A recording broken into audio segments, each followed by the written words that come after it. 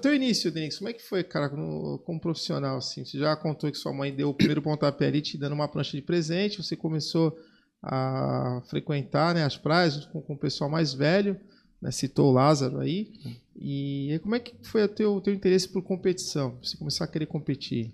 Então, o surf, ele surgiu como vamos dizer assim, é uma terapia ali de jovem, né? Tipo, para curar problemas, né? Então veio para confortar. E aí eu fiquei apaixonado, assim, de imediato. E ele me trouxe muita paz, né? Muita harmonia na minha vida. Começou a me transformar. E aí eu comecei a pendurar os papéis na parede, das ondas, né? Da Indonésia, do Tahiti, do Havaí. E assim, aí eu fui alimentando aquele negócio, só queria estar mais tempo na praia, porque me ajudava a esquecer alguns problemas, sabe, que a gente enfrentava. E essa questão desses problemas, eu vou me reservar a não falar muito aqui, sim. Deixo pro livro, o livro eu me abro um pouco mais, Certo. de uma forma construtiva, não como vítima, né, mas de uma forma legal. De reconstrução, né, para entender, né, como funciona a vida. E você identificando, você consegue desenhar tudo o que se passou e hoje, com a mente mais elevada, falar, poxa, que legal, né? Então tinha que ser assim e seguir a vida adiante. Exato. Agora, naquele momento, eu na praia, eu queria ficar na praia, então não tinha como, eu surfando o dia inteiro, meio que esquecendo até naquele momento ali os estudos, eu acabei me desligando um pouco, isso não é bom, né? Por outro lado, eu acabei surfando bastante e eu via o pessoal surfando legal na praia, eu queria surfar igual aquela turma que surfava bacana, assim. Então, olhando aquelas fotos na parede, vendo o pessoal surfar, eu falava, quero evoluir isso daí. Aí as coisas foram acontecendo, eu fui evoluindo rápido, eu sempre andei na roda dos mais velhos, né? Eu era mascote ali dos canil, que a gente chama assim, né? E aí tinha a turma da Royal, né? Ou do Oba, o pessoal muda às vezes o nome ali. E lá tinha o mascote também deles, né? Que era o César Barão, né? Então aí criou a rivalidade ali entre nós, mas aí a galera me recebeu ali dos canil, e eu era o mascote deles, e eles né, também levantavam a moral. E ficou aquela coisa de competição entre o mascote de uma turma e de outra, isso aguçou também um lado competitivo meu, que foi a vontade das competições, né?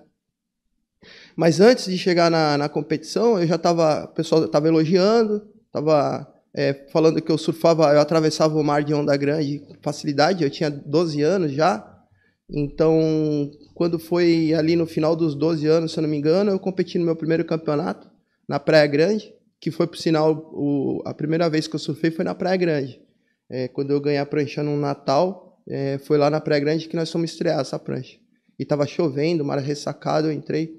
Então aí, 2 anos depois, eu fui lá correr um campeonato e fiquei em 9º lugar. O nome do campeonato era, acho que, Copa Revelação, Taça, alguma coisa, eu não lembro, não era isso. Revelação, acho que era o meu prêmio. Eu ganhei a medalha de Revelação Júnior do campeonato. Aí, beleza, aí daí pra frente, eu falei, é isso que eu quero, vou ser competidor. Foi nesse momento que...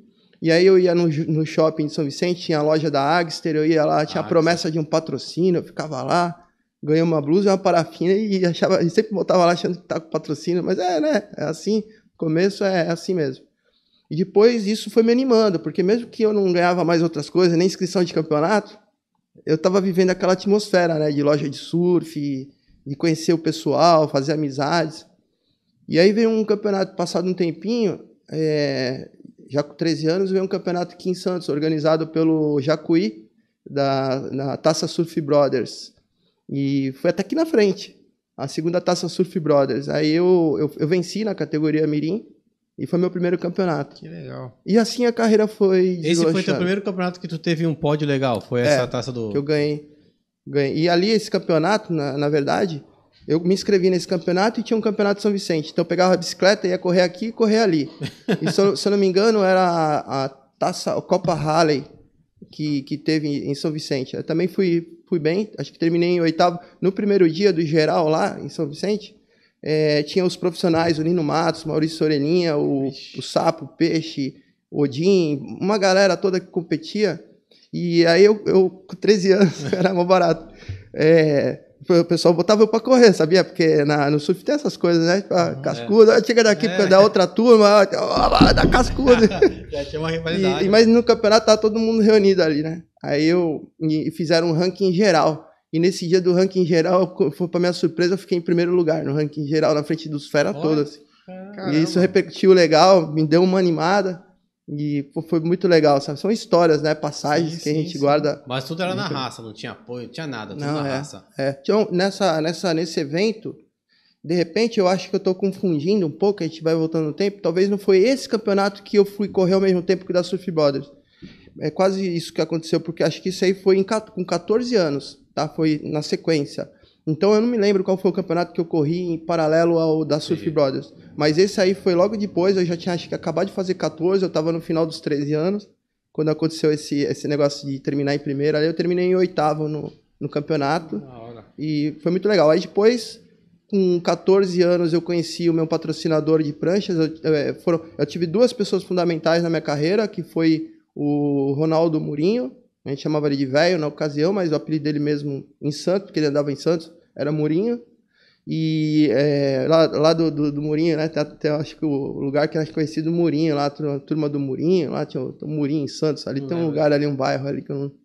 Bom, o Murinho é de lá, e ele trabalhava com o Youssef da Harmonia, ele fazia laminação. Exatamente. Então ele deixava a prancha em casa, porque ele morava em São Vicente, morava longe da praia. E também o Zé Paulo também morava na Cidade Náutica, também deixou a prancha em casa por um tempo. O Zé Paulo foi mais curto. E foi na mesma época ali que o Murinho. E eu, então, pegava as pranchas deles. Né? Quando eu dava, eu pegava a prancha. Pegava ou a Star Model do Zé Paulo ou a harmonia do Murinho. Cara, harmonia, e aí a harmonia do Murinho significou muito para mim, foi muito especial. Porque ali eu comecei a dar meus aéreos e depois também, logo em seguida... Um pouco mais para frente, né? Ele me apresentou o proprietário da marca, o Youssef Raim, que se tornou meu patrocinador por 6 anos. Hoje está, acho que na Espanha. E também o Anderson Neguinho foi morar comigo, né? Então o Anderson Neguinho é master. E aí ele também, e nisso eu perdi um pouco o contato com o Murinho, porque aí ele foi morar em Santos. O Zé Paulo já tinha também passado pela minha casa. Então, na verdade, aí o Anderson morou comigo, acho que talvez uns 2 anos. E ele se tornou um irmão mais velho, no lugar do Murinho, vamos dizer assim. E aí, depois me ensinou muitas coisas, a dirigir carro, isso a partir dos 14, 15 anos. Mas tu enxergava o surf como uma profissão? Porque assim, era uma época muito difícil. E arrumou os patrocínios, né? Ô Danix, era uma época muito difícil pro surf. Tu enxergava, tu tinha essa vontade de viver do surf, mas tu viu o quê? Tu via uma profissão, tu via a grana, o que tu enxergava? Peraí, mas que ano que é isso aí? Desculpa, Safo. Isso daí eu tô falando quando eu tinha 14 para 15 anos. 15 anos, então, isso com aí, o Anderson Neguinho. Você tá com... Isso aí, que aí eu já tava nas competições ali, meio aleatório. Isso é não tinha anos 80, né? Hã? Meio dos anos 80, isso. 87. Então, essa época 86, aí, aliás. Essa época aí, Sapo, é uma 85, época que 86. o surf tava no seu apogeu, cara. Tá acontecendo. Mas não era tão difícil, não. Não era. Aí veio depois uma queda. E é isso que eu tô perguntando. Acabou, tu enxergava o quê? Uma profissão, grana? O que tu enxergava nisso? negócio? O que tu enxergava? Era o sonho de ver... Tinha um circuito. A gente, quando tá naquele momento, a gente quer ter patrocínio, quer ser campeão, porque já está sonhando com as competições, quer viajar, sobretudo tá naqueles lugares que se vê nas revistas, né? Ter patrocínio e... Num primeiro momento é isso. Você quer... O sonho de um jovem é estar na praia, porque o surf ele tem um quadro, um cenário bem harmonioso, né? Que agrada aos olhos de qualquer pessoa. Então, eu desmistifico um pouco essa essência, né? Um pouco não, eu vou a fundo nessa essência que está no meu livro, que é o trecho, é o miolo do meu livro, para esclarecer por que ele é assim, essa harmonia que ele traz, essa essência, de onde vem, como que veio, como que surgiu, que eu fui parar lá na história antiga do surf, né? E aí eu recontei conforme as minhas impressões. Porém, naquele momento, eu acredito que eu fui de uma forma inconsciente, absorvido por essa sensação.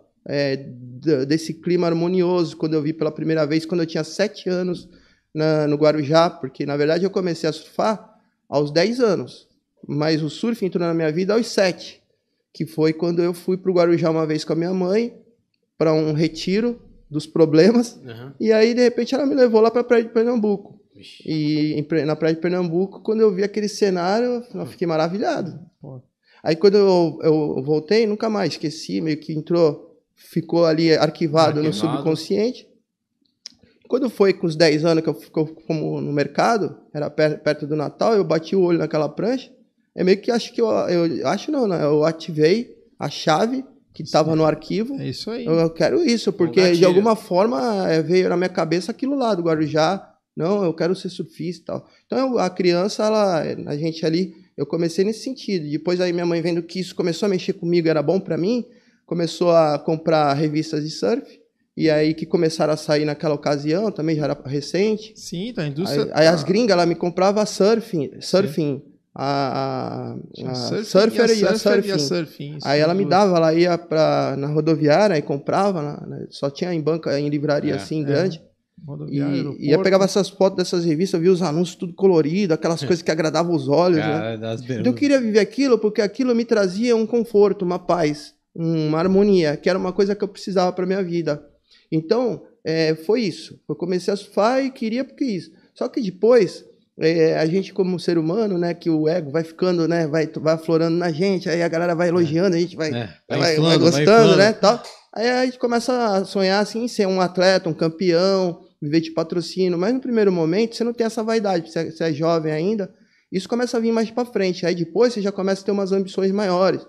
Aí você fala, pô, eu preciso adquirir meu espaço para eu arrumar patrocínio, eu quero ter, aí começa a colocar o foco nas competições. E esse momento, ele foi entrando já não no início. Na primeira fase foi assim. Aí depois, no segundo momento, foi quando o Anderson veio morar comigo. Aí tinha as competições. Aí você tem toda aquela questão da idolatria dos atletas, né, da admiração. Então aí chega um momento que você passa, eu quero ser aquele. Aí eu quero ser profissional. Aí você começa a alimentar os sonhos. Você fala sobre idolatria de atletas, assim. Quem eram as suas referências naquela época de surfista? Assim, sempre iniciou ali em São Vicente com o Maurício Orelhinha, era um cara que tinha referência, o Nino Matos, o Zé Paulo, o Peixe, eram os principais que eu tinha na minha referência local ali. Aí eu gostava de ver o Rogério Alemão surfando também, aí depois logo comecei a vir para o Guarujá para surfar, e então aí entrou o Picuruta, e aí tinha o pessoal que estava na praia, que aí já é menos conhecido, né? Mas basicamente esses nomes foram os que... E a gente tinha o circuito nessa época aí que o Denix falou, cara, no meio dos anos 80, tinha um circuito brasileiro atuante que eu lembro de assistir a etapa do circuito brasileiro aqui, Costa Sudeste, eu lembro até da marca, e toda essa galera que a gente via em revista... O ranking, Carlos Burley, vinha aquele outro cara de Natal, Felipe Dantas, Pedro Miller, esses caras com o Picuruta, a galera do Guarujá vinha competir, o Dadá vinha competir, e então você via todo mundo aqui, então era a época do apogeu mesmo, estava funcionando, indústria de surf, marcas, revista, né? Estava em ascensão. Aí depois teve uma queda no meio dos anos 90, né, a crise, o Collor, veio aquela confusão toda que afetou o mercado. Antes de chegar nessa crise, quando foi ali nesse apogeu que você fala, de 86, 87, 88, realmente o circuito brasileiro ele começou com a Brasp, a fundação da Brasp, em 1987, e aí eu fui para o Rio, e a minha mãe era o seguinte, ela sempre, como professora, ela era professora de História e Geografia, então ela tirava, no momento de férias dela, ela queria levar os filhos para viajar. Minha mãe gostava assim de viajar, de aventura. Tanto que ela era de São Paulo e ela quando passou no concurso foi para rancharia, depois de rancharia mandaram para cá. Então por conta do serviço ela já viajava, ela já gostava de viajar de mar. Quando estava aqui, então ela, nas férias ela levava para ir para os lugares. E aí eu fui muito nessa etapa de 87, de 1987 foi o AP Pro lá no Quebra-Mar do Rio de Janeiro, que o pessoal fez uma greve para paralisar, os surfistas paralisaram, não ia ter o campeonato, eles não iam competir, acho que se não aumentasse a premiação. Não vamos barato, um movimento sindical lá no surf. Lógico, a gente mobilizou ali. Ah, que barato. De certa forma, agora, né, cara?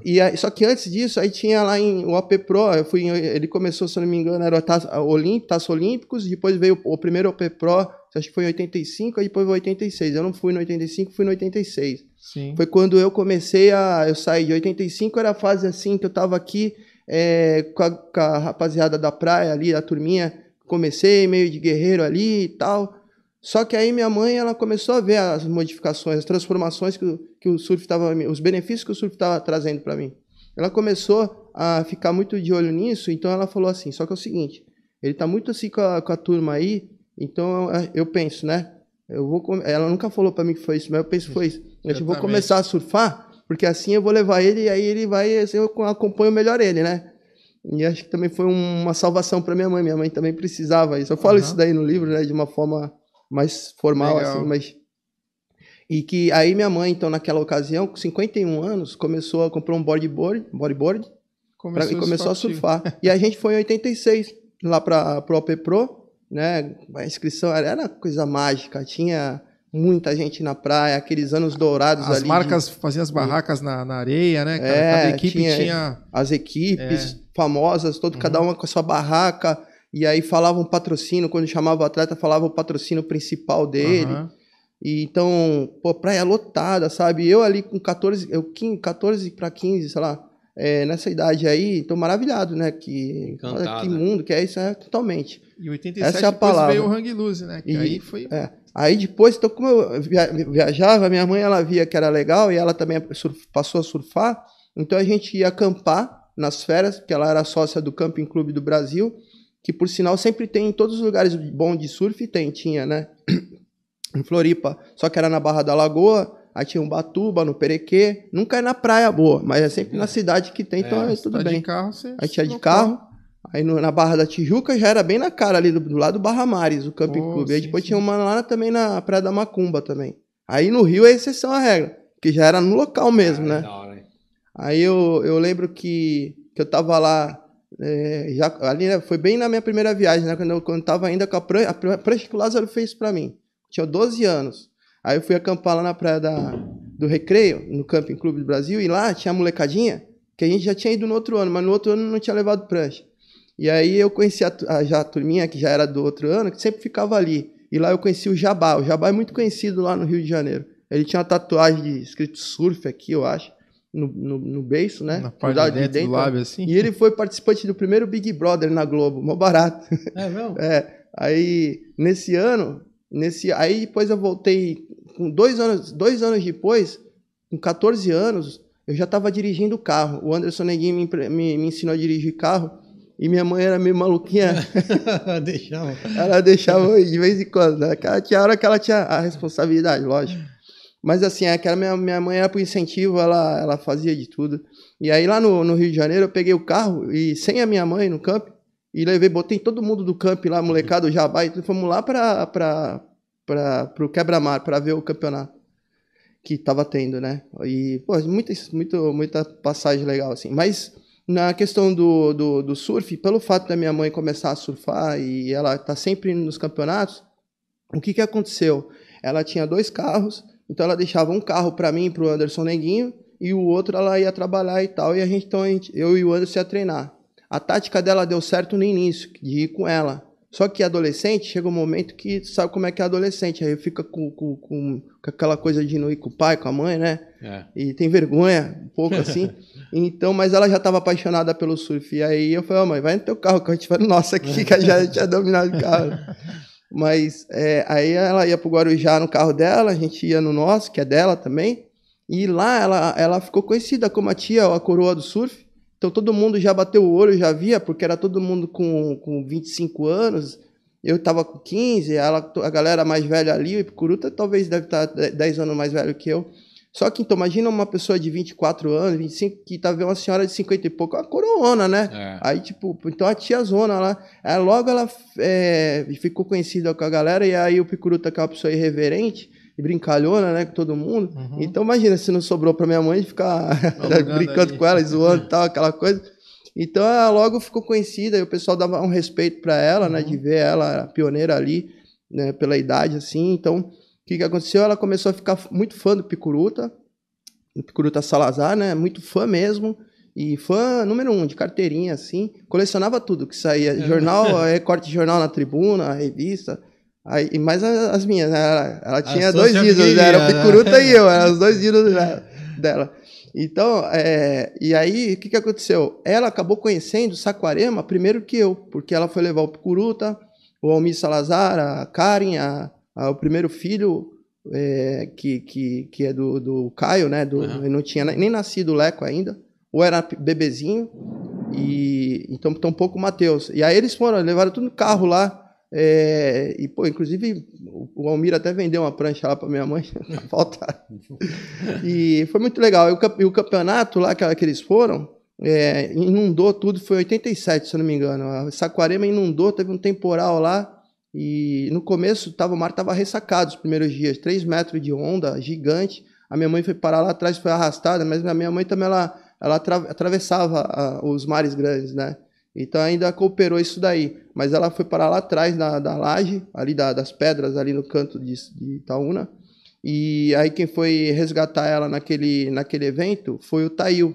O Tail, na época, resgatou a minha mãe, que estava uma vez no Havaí. A gente estava lembrando dessa ocasião. Caramba, que legal. E quando abaixou as ondas do campeonato, também, o Picuru foi ele que salva a minha mãe, né? Eu vou dar uma bronca no Picuru. Você vai com a minha mãe e deixa ela lá. Quem teve que salvar foi o Tail, pô. Agora aquele. Vai ver ele não viu. Mas, não, com certeza. E aí, no final do campeonato, as ondas abaixaram, e acho que, se eu não me engano, foi o Fred Dorei que fez a final com ele. Eu acho que foi isso. E ele ganhou o campeonato. Então foi assim, bacana ver que minha mãe participou dessa história, porque isso também me ajudava a ter uma admiração muito grande por ele e ter uma referência, né, como alguém para ser um profissional. Essas circunstâncias que eu vivi foi me trazendo muito para próximo das competições. Me favoreceu, né? Me favoreceu. E olha que barato.